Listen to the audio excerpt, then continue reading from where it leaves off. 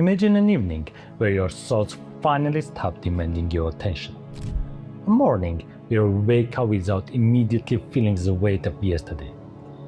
That feeling of presence where you take a breath and you can actually feel it moving through you. That long-awaited, hard-to-reach kind of peace, the kind where there's nowhere you need to rush to.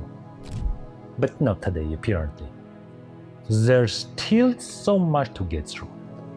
Unfinished work still waiting. Yesterday's arguments still looping quietly in your head. Another worry, another disappointment, another bill, another problem that needs solving before you can finally rest. If you are waiting for that list to run out before you can be at peace again, I need to tell you something gently. It never does. You have probably tried to fix this the obvious way. Tried to escape the hard feelings, hoping stillness would return once the problem were gone. You cleared the list of liabilities, you finished that stressful project, you paid off the tormenting bill, and for a moment, it almost worked. And you genuinely start to enjoy that long-awaited peace. Things quietly settle into their place. That feeling feels real again. But then, one painful day, our fair life opens up yet another problem in front of you. A message comes in. You remember something else you forgot to deal with. Or your mind just quietly starts scanning for what's next almost on its own without you even asking it to. And again, you fall into the same trap. Let this one be solved too, and then I will feel at peace. But unfortunately, this plan had a flaw baked into it from the very start. It assumed that eventually life would run out of things to sort. And it doesn't. It never has for anyone, no matter how much they clear. Actually, there's research that explains exactly why chasing that plan keeps failing from a psychologist called Stephen Hayes. What he found reshaped how a lot of people think about suffering. It's rarely the difficulty itself that wears someone down the most. It's the constant, exhausting fight against that difficulty being there at all. He calls the alternative psychological flexibility, the ability to let something be difficult without needing it to disappear first before you can function or feel okay or rest. Over 1,000 studies now link this flexibility to real, measurable improvements, less anxiety, less depression, better coping even with genuinely hard things like chronic pain. Not because the problems went away, because the fight against them did. So accepting that the difficulty is there, that's only half of what he has found. The other half is what actually gives peace somewhere to grow.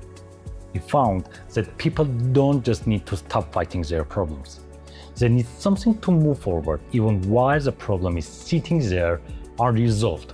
Not after it's resolved, alongside it. Some of the evidence for this comes from people even living with chronic pain. The kind that doesn't go away with rest or time or willpower. People who had spent years trying everything to make it stop. In one study published in the Journal of Pain in 2014, researchers followed 117 people who completed a treatment program built around this exact idea, not eliminating the pain, but changing their relationship to it, while it stayed exactly as painful as before. 3 months later, nearly 6 in 10 of them showed a reliable, measurable improvement in how they were actually functioning. Their mood, their day-to-day disability, their anxiety around the pain, almost half showed change significant enough to matter clinically, not just on paper. And here's what that actually looked like in practice. Going back to work they'd stepped away from. Slowly returning to physical movement that avoided out of fear it would make things worse, living deliberately alongside the pain rather than waiting for it to leave first. And this wasn't a temporary fix. These results held up for years. None of it was about winning against the pain. It was about refusing to let the pain be the one thing deciding what the rest of their life got to look like. That's the actual shift his research points to. Peace was never on the other side of the last solved problem. It was available the whole time, sitting right next to the thing you haven't solved yet. You just have to be willing to reach for it even before the problem is resolved. So what did this treatment actually ask people to do in practice? Researchers call it values-based action, and it's simpler than it sounds. Before anything else, you identify what actually matters to you. Not the problem you are trying to solve, but underneath that. For instance, being present for the people you love, doing work that means something, taking care of your health, whatever it genuinely is for you. And then the second part. You take one small, real step towards that thing. Today, not once the current problem clears up, not once you feel ready. Now, with the problem still sitting there, exactly as unresolved as it was this morning.